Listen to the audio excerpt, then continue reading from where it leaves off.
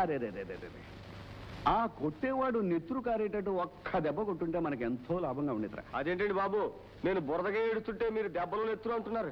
ఏమీ లేదురా, నువ్వు ఖచ్చితమైన దెబ్బ ఒక్కటి తినొచ్చావనుకో, పోలీస్ స్టేషన్ తీసుకెళ్లి ఆ నెత్తురు చూపించి నిన్ను హత్య చేయబోయాడని రిపోర్ట్ ఇచ్చి అరెస్ట్ చేయించుండేవాడిని.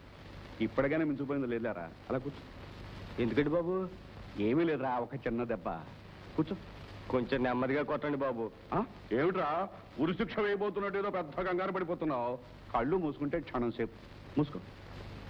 ఎందుకైనా మంచిది ఆ చెవులు కూడా మూసుకో, టప్ అనే శబ్దం వినపడకుండా. ఒరే అయిపోయిందిరా పని, ఇంకా కళ్ళు మూసుకుని ఎవరా తెరు. ఆ చేతులు కూడా తీశారా? ఏది ఇలా చూడు, అది అలా నెత్తురు కనపడాలరా. చెప్తాను పద. చూడండి ఇన్స్పెక్టర్ గారు, చూడండి, చీమకు కూడా అపకారం చేయని మా తోకగాడిని నెత్తురు కారేటట్టు కొట్టాడు ఆ మధుగాడు. ఊళ్ళో తమరున్నారని, తమ చట్టం ఉందని, తప్పు చేస్తే అది దండిస్తుందని కూడా లెక్క చేయకుండా చెలదెగుతున్నాడు వాడు. మధు కొట్టాడు. వాడిని అలా వదిలేస్తే డప్పు కొట్టినట్టు మిమ్మల్ని నన్ను కొట్టి చట్టాన్ని కూడా చుట్టపెట్టి తినేస్తాడు. అసలు ఇంతకీ ఏం జరిగింది? పాడు పని చేస్తుంటే పాపంరా నాయన వద్దు అన్నాను, అంతే మీద పడి కొట్టేశాడు. సమయానికి రాధం వచ్చింది కనుక సాగు నుంచి తప్పించుకున్నా. ఓహో, రాధాదేవి చూసిందన్నమాట. వెళ్ళి మధుని వెంటబెట్టి తీసుకురా.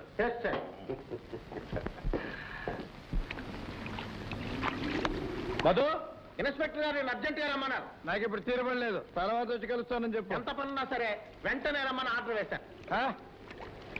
బోడి ఆర్డర్కి భయపడి రావటానికి నీలాగా ఆయన దగ్గర పనిచేసే బంట్రోతులు గాను. ఇదిగో మధు, చెప్పినట్టు వినకపోయావా? సంఖ్యలు వేసి మరీ తీసుకెళ్తాను. సంఖ్యలు వేసి తీసుకుపోతావా?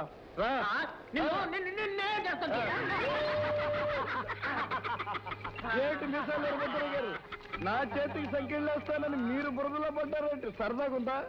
హెడ్ కానిస్టేబుల్ గారిని చూస్తుంటే బురద పావులా కనిపిస్తున్నారు. కథల సుప్పులో బురద పావు కాదురా, బురద పంది గుండెలుగు.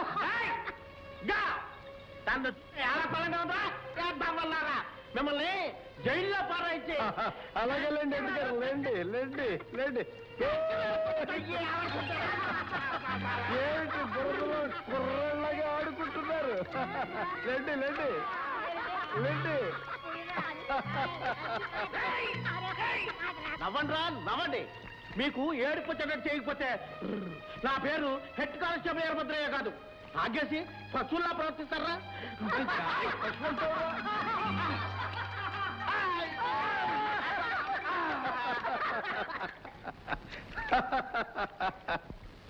సార్, మీరు రమ్మన్నారని మర్యాదగా చెప్పాను సార్. రాను పో, కావాలంటే ఆ ఇన్స్పెక్టర్ గారిని ఇక్కడికి రమ్మను. అడ్డమైన వాళ్ళు పిలుస్తూ వస్తానా అని తప్పుడు వాగాడు సార్. తప్పురా అని మర్యాదగా చెప్తే నన్ను బురదలోకి ఇచ్చి పందిని తొలిచాడు సార్. చూశారా ఇన్స్పెక్టర్ గారు, వాడి ఎంత బరి తెగించాడు. వాడి కళ్ళు నిచ్చినేసుకుని నెత్తికెక్కేసుకుంటాయి, లేకపోతే మిమ్మల్ని కూడా కడతారు. ఇంకొంతమంది కానిస్టేబుల్ తీసుకుని వెళ్ళి వాడిని అరెస్ట్ చేస్తే వాళ్ళకంత శ్రమ ఎందుకండి ఇన్స్పెక్టర్ బాబు, మళ్ళీ బురదలో పడతాదేమో, అందుకని నేనే వచ్చేసాను. నువ్వా? నేనే, సాక్షాత్తు శ్రీ శ్రీ శ్రీ మధుసూదన్. సభ్యతగా ప్రవర్తించు. నేనేం పెద్ద మనిషిని కానుగా అని నీ ఇష్టం వచ్చినట్లు ప్రవర్తించడానికి ఇది నీ ఇల్లు కాదు. ఇన్స్పెక్టర్ బాబు, ఇంట్లో ఒకలాగా బయట ఒకలాగా, చీకట్లో ఒకలాగా వెలుగులో ఒకలాగా ప్రవర్తించటానికి నేను గౌరవనీయుడైన దోషయ్యనుగాను. చూసారా మధ్యస్థలం లేకుండా మాట్లాడుతున్నాడు. ఇన్స్పెక్టర్ బాబు, నేను ఒక ఫిర్యాదు చేయడానికి వచ్చాను. ఎవరి మీద? నన్ను తీసుకెళ్ళడానికి వచ్చి నోటికొచ్చినట్టు తిట్టిన మీ కానిస్టేబుల్ మీద. ఓ, అయితే ఇక్కడ న్యాయం నోరు మూసుకునే ఉంటుందా? విన్నారుగా వాడి. నువ్వు కాసేపు నోరు మీనా. ఇన్స్పెక్టర్ బాబు, ఇప్పుడు పెద్ద మనిషి ప్రెసిడెంట్ అయిన ఈ భూషయ్య ఒకప్పుడు భుక్తి కోసం చేతులు కట్టుకుని మా ఇంట్లో మా కాళ్ళకు వంగి వంగి దండాలు పెట్టావు. అన్యాయం గెలిచిందని, పాపం నిలిచిందని, అవకాశం అధికారం వీడి సొంతమని ఇష్టం వచ్చినట్టు వీడు మాట్లాడితే మాత్రం నేను సహించాను. అందుకని నువ్వు అందరి మీద దౌర్జన్యంగా ప్రవర్తిస్తావా?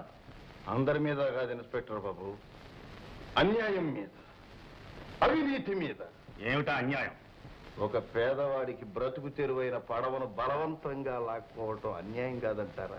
న్యాయాలు నిర్ణయించడానికి నువ్వెవరు? తోటి మనిషిని. ప్రతి మనిషికి అందుకు అధికారం ఉండదు. అధికారం ఉన్న మనుషులు పట్టించుకోకపోతే తెలియచేయాలే తప్ప నువ్వు తీర్పు ఇవ్వకూడదు. తెలియజేసినా తెలుసుకున్నప్పుడు నేను తీర్పిస్తే తప్ప?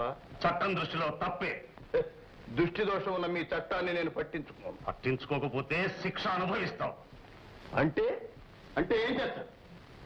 కొడతారు, జైల్లో పెడతారు, అంతేగా? శిక్షలు చాలా రకాలు ఉంటాయి.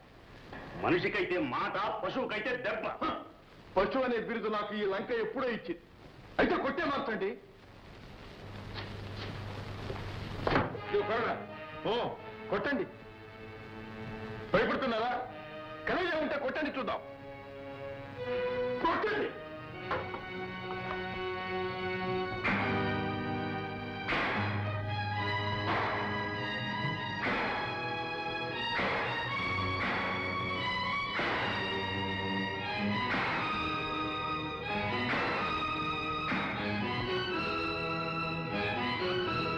అబ్బే,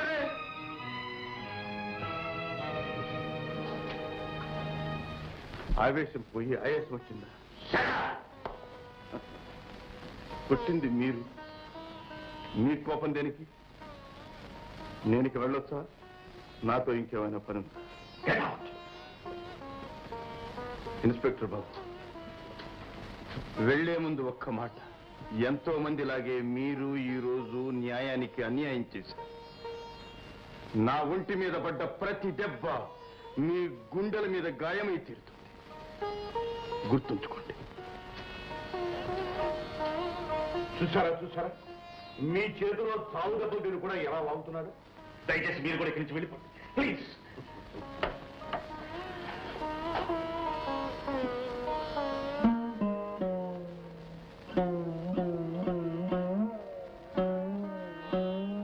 వదలండి. పదగురు మందు వద్దు, మాకు వద్దు, వదలండి.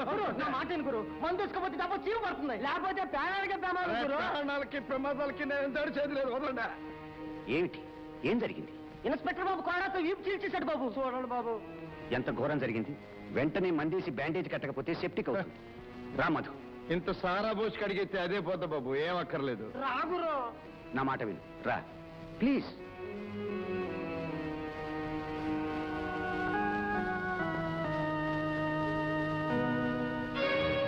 మై గాడ్, చాలా గట్టి దెబ్బలు. అవి దెబ్బలు కావు డాక్టర్ బాబు, దుర్మార్గుడని బిరుదిచ్చిన ఈ ఊరు నాకు ఇచ్చిన బహుమతులు. మధు, పరిస్థితుల కారణంగా నిన్నంతా అపార్థం చేసుకోవచ్చు. నేను మాత్రం నిన్నెప్పుడూ అపార్థం చేసుకోలేదు. నిజంగానా డాక్టర్ బాబు? అవును, కూర్చో. చీకట్లో దేవుడు బొమ్మను చూసి బండరాయి అనుకుంటే ఆ తప్పు దేవుడిది కాదు, కమ్ముకున్న చీకటిది, పొరపడ్డ మనిషిది. డాక్టర్ బాబు, వెలుగొచ్చిన తర్వాత ఆ బొమ్మకు మొక్కుతారు, పొరపాటుకు పశ్చాత్తాపడతారు. ఏమైనా గొడ్డును బాదినట్టు బాధటం చాలా తప్పు. డాక్టర్ బాబు, నన్ను బాధ పెట్టేవి నా వీపుకు తగిలిన దెబ్బలు కావు, నా మనసుకు తగిలిన మాటలు. మీరు ఈ దెబ్బలకు మంది వేయగలరు కానీ నా మనసుకు మందే ఉంది. నేరం ఏమైనా ఇంతగా శిక్షించటం ఆ ఇన్స్పెక్టర్దే తప్పు. అన్నయ్య, నీకు నిజం తెలియదు గనక జాలి పడుతున్నావు. కళ్ళ ముందు కనిపించే ఈ రక్తం, దెబ్బలు అబద్ధమంటావా? తప్పు చేసిన మనిషి అవన్నీ అనుభవించక తప్పదు. తప్పు ఏమిటి? నేను చేసిన తప్పు. ఈ ఊరు నాదని, ఊళ్ళో వాళ్ళు నా వాళ్ళని, నేను ఇక్కడ ఉండాలని అనుకోవడం తప్ప, పేదవాళ్ళు గొప్పవాళ్ళు సమానంగా బ్రతకాలనుకోవడం తప్ప, మోసంతో నేను దెబ్బలు తినటం తప్ప, ప్రాణాలతో బ్రతికి బయటపడటం తప్ప. చట్టం, మనుషులు నా విషయంలో తప్పు చేసి పైగా నన్నే తప్పుడు అన్నట్టున్నారు. ఆగు మధు, కట్టుగట్టించుకోపోతే గాయం సెప్టిక్ అవుతుంది. డాక్టర్ బాబు, అడవిలో తిరిగే జంతువుకి ఏ గాయమైనా దెబ్బ తగిలినా కట్లు, మందులు ఉండవు. ఎవరి సానుభూతి, కన్నీళ్లు ఉండవు.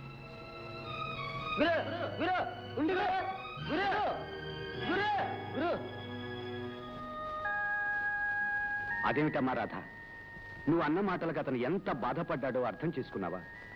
అర్థం చేసుకునే అందమైన రోజులు వెళ్ళిపోయాయి.